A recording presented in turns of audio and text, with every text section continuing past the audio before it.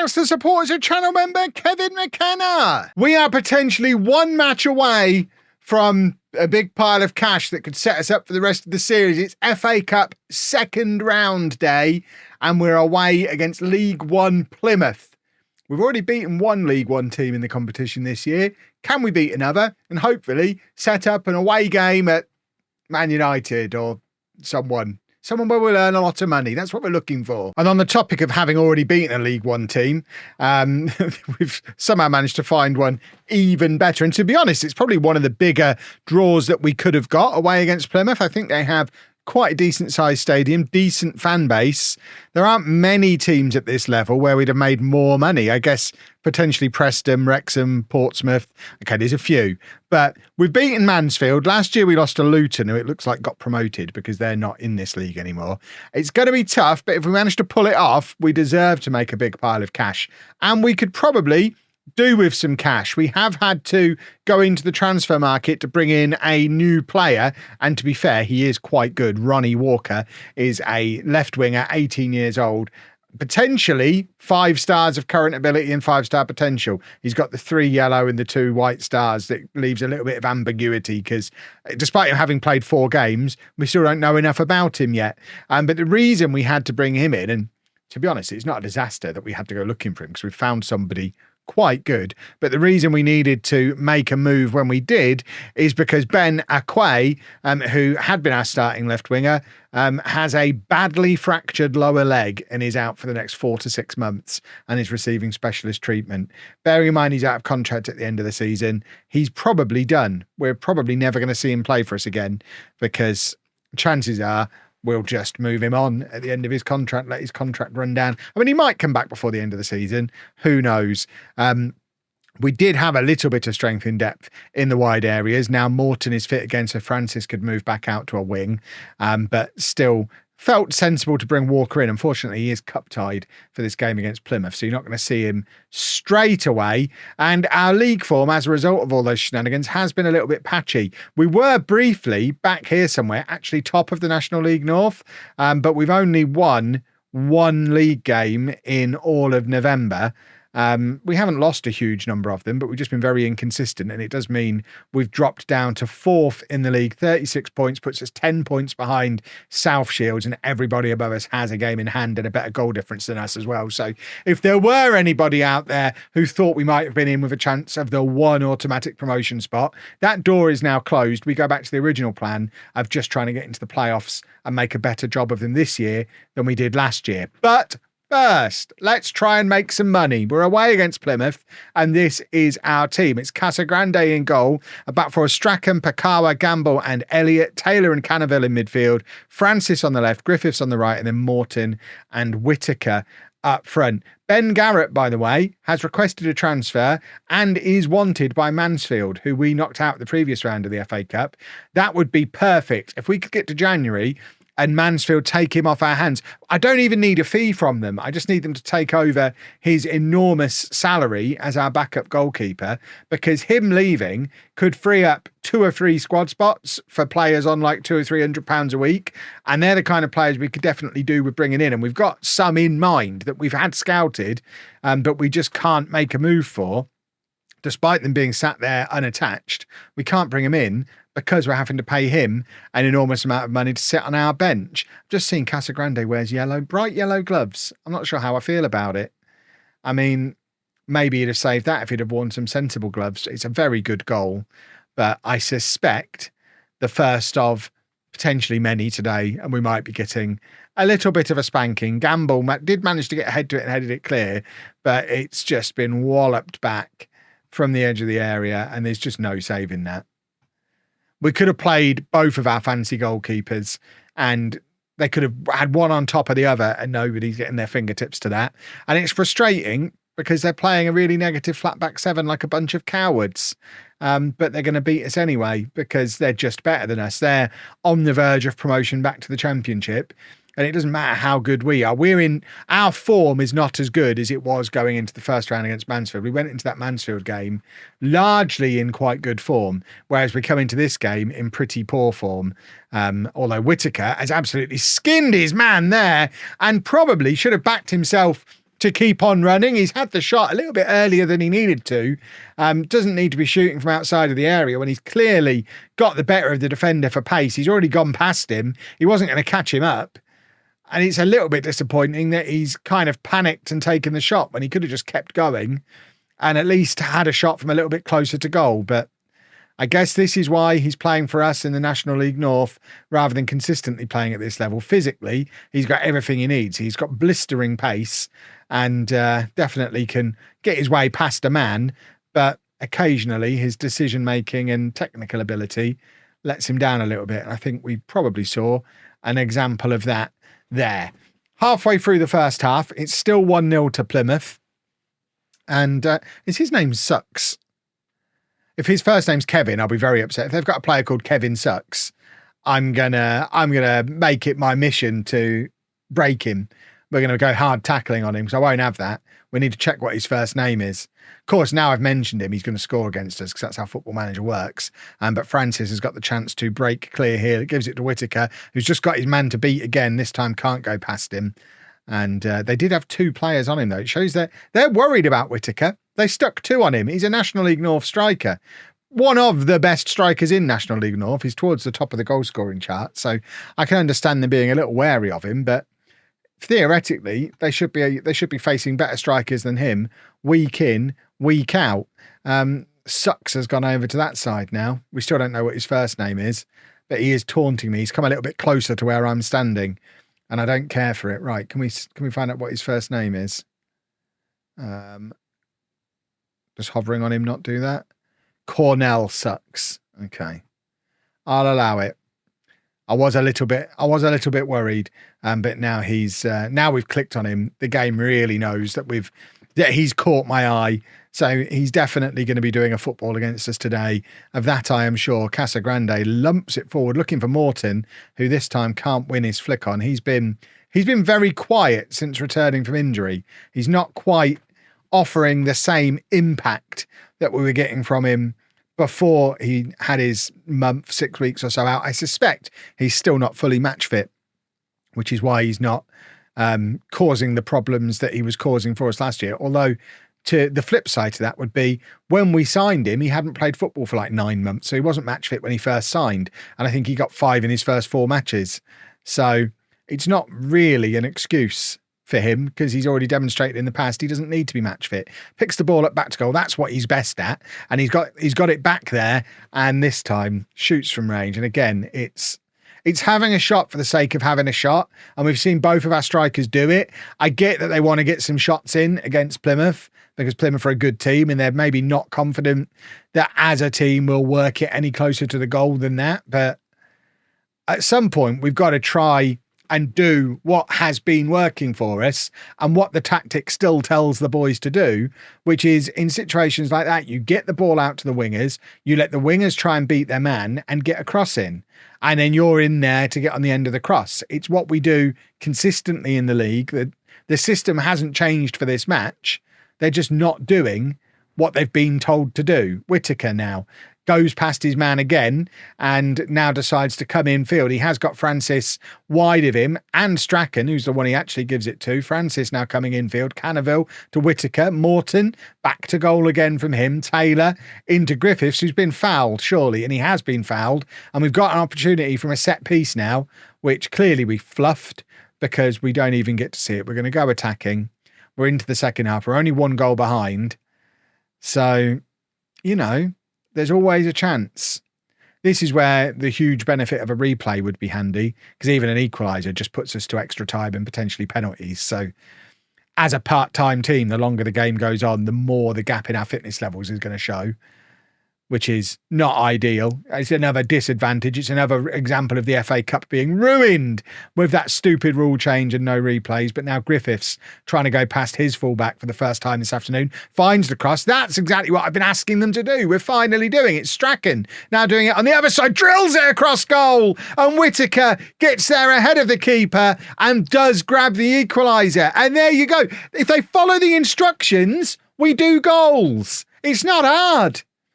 It is as simple as get it out wide, drill those balls across goal and get on the end of them. We'll go back to positive. We don't want to get too carried away.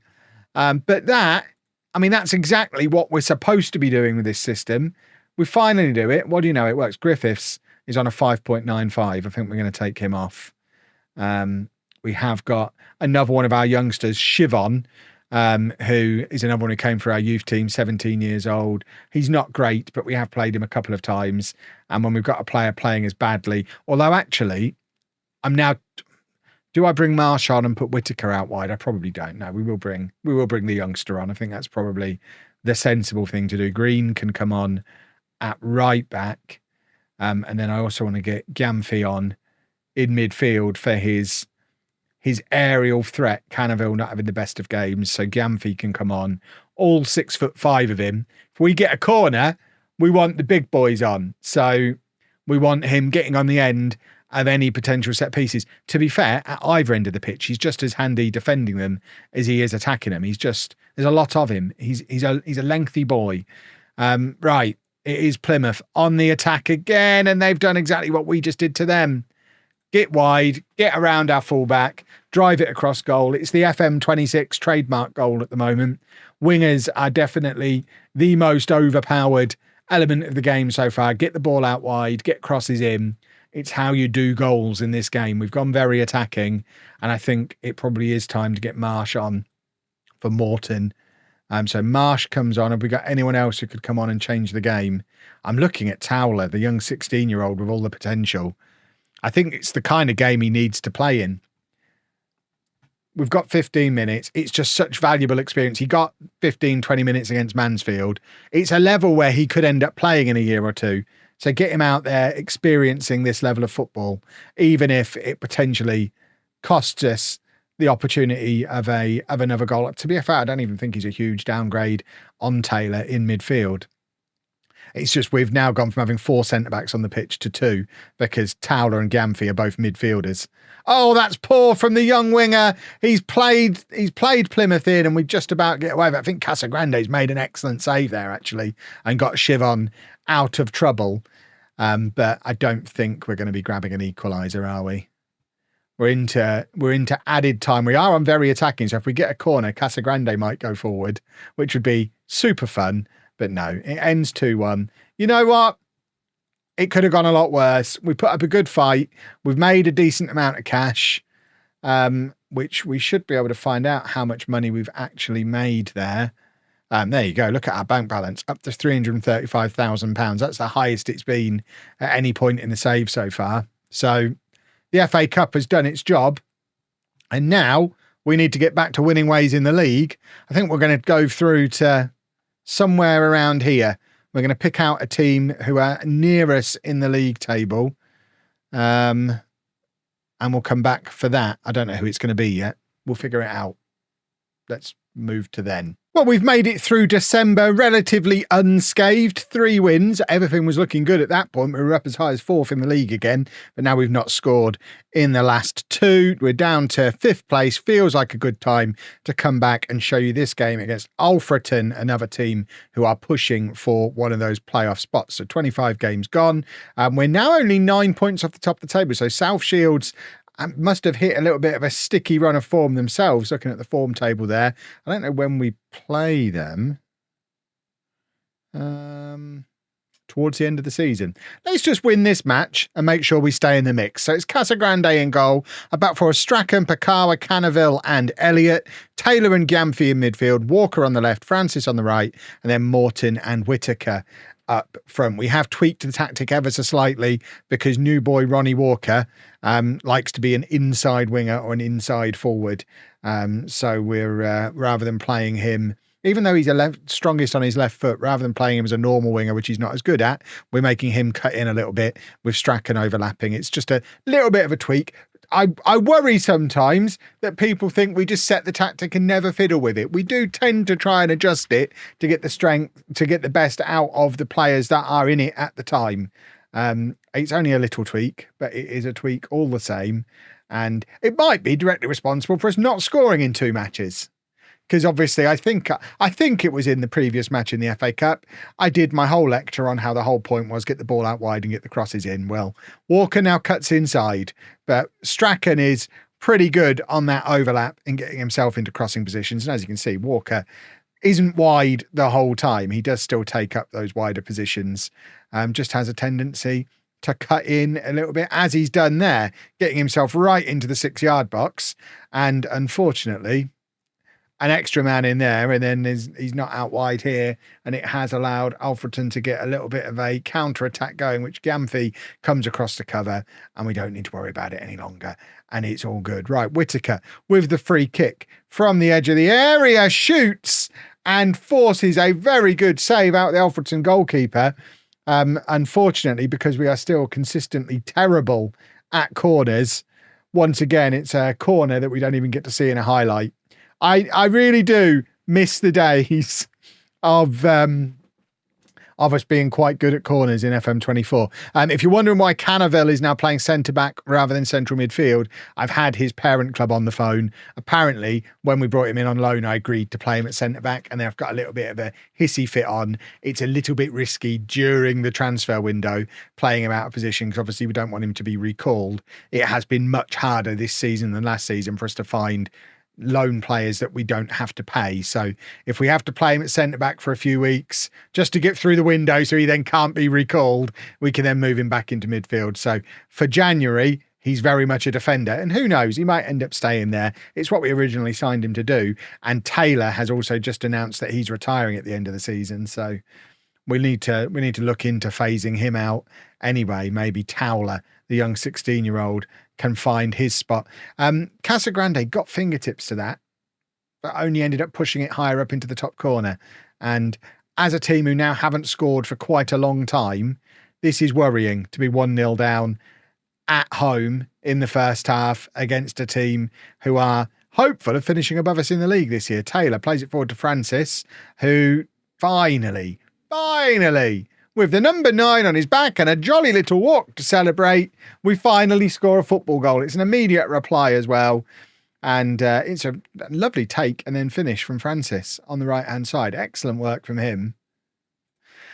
1-1. Right, let's build on that and hopefully see something out of our usually excellent front two, who've just been a little bit quiet recently. Walker's playing better in this new role. I do worry it's nullifying the front two just a smidgen. But it's, we're always tweaking. We've always got some managing to do. That's part of being the manager. He's always managing, that guy. I know. And we will find a way to get ourselves out of this league one way or the other this season. We want to get promoted. Right, big ball forward. Casagrande's got that covered comfortably. The other thing, of course, about it now being January, which hopefully will get done before the next episode, we'd quite like to sell Mr. Backup Goalkeeper, Mr. Highest Paid Player, who's never played a game for us, whose name I can't even remember because it just doesn't ever occur to Garrett. Never even consider using him. But if we can convince anybody to take him, I mean, he'll be fine sitting on the bench for anyone from League One and down. It just needs to be someone who's happy to pay his full salary, either on loan or permanently, and just get him gone. And then we can do our own thing, bring in a couple more players, start to fill up the squad a little bit. This is frustrating because this comes from a set piece and it's really poor defending for us because we've left him completely unmarked and then we're not even closing him down. And he's just basically been able to pick up the ball, never have a Bedford player get anywhere near him and pick his spot. And that is very frustrating. We're going to go attacking. Strachan on the left, who needs to push beyond the winger a little bit more if this is how we're going to play. This is brilliant from Whittaker. That deserved a goal. That burst of pace again from Terrell Whittaker. He is such a threat. But unfortunately, as I've said a few times before, it is a little bit random what happens when he gets himself into these positions. Right, cross comes in. Gyamfi's there. He's 6'5", and you can't teach that. That's what we're looking for from these set pieces. It's the corner from Whittaker and the big, strong header at the far post from Gyamfi. And my anecdotal evidence for FM26, far post corners are much more effective than near post this year. I mean, I've played a lot of football matches in FM26 now. I'm closing in on 300 hours in the game already, albeit maybe 100 of them were just holidaying the game for my 1,000 years in the future video, but that's still a good couple of 100 hours of playing matches. And I could probably count on one hand the number of near post corners we've scored from. The far post ones do seem much more dangerous. We might tweak our instructions to favour the far post a little bit more, because at the moment we're basically using our same corner instructions that we used on FM24. I can show you what we're doing. So we've got our instructions. Can we not do this in the middle of a match? Maybe this is a bad idea, doing this in the middle of a match. I've not tried to do this in a match before. But basically, we use this one more often, that one a little bit, and that one less often. And it's the ones we're using less often that we're more likely to score from. And apparently, there is a bug that means you can't look at that during the match. So I'm glad it didn't crash the game. And we'll never try and look at that again. Right, it's another corner. Are we going to do another one? Can you imagine? Oh, it's near post this time. Ah, fiddlesticks. I mean, if we'd have scored a near post one, as I'm talking about how effective far post is, it would have made me look a right wally. So I'm kind of glad we didn't. We are staying on an attacking instruction, by the way, with a home team, and we do want to win the match. So we are going to continue to attack, at least until we take the lead.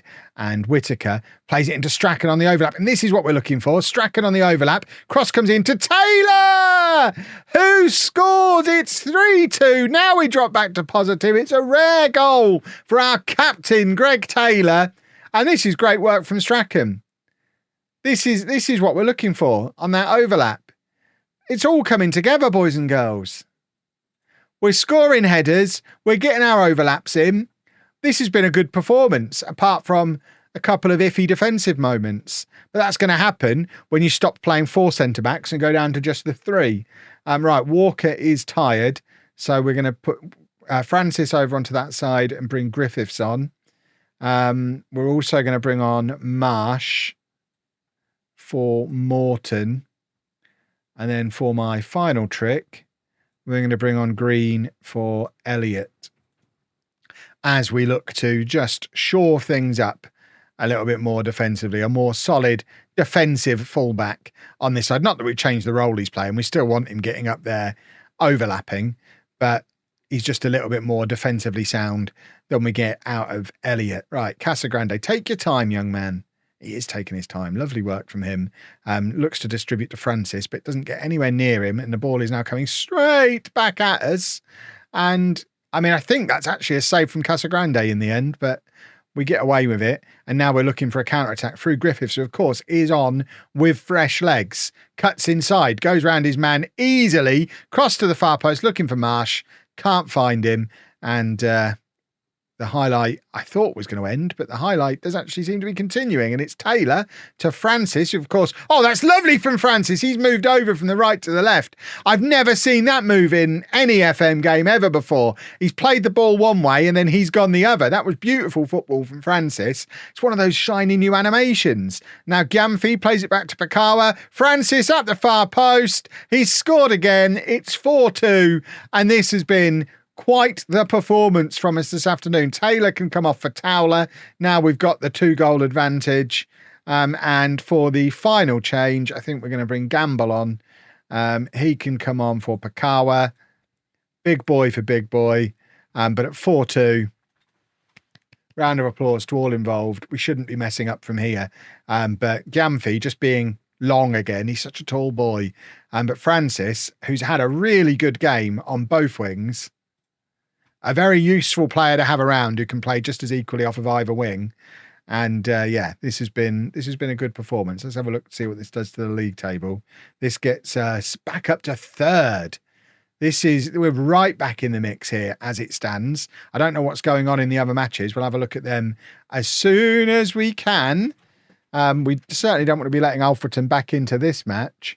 But Radcliffe going top of the league. So South Shields, definitely some kind of bottle job going on with South Shields. And although it's a 7-point gap between us and Radcliffe, potentially the title race is not over yet, because South Shields seem to be crumbling. They've gone from being 10 points clear of us to just 6 points clear of us. And we've not even been in particularly consistent form. So this is definitely not over yet, boys and girls. And fingers crossed, in the next episode, we will be continuing to push and make our presence felt in this title race. Some big games coming up towards the end of the season as well. Radcliffe and South Shields double header are on Easter weekend or just after Easter weekend. Wowzers. Right, if you've enjoyed that, please make sure you leave a nice big thumbs up on there for me. Subscribe to the channel for daily Football Manager videos. And thank you very much for watching.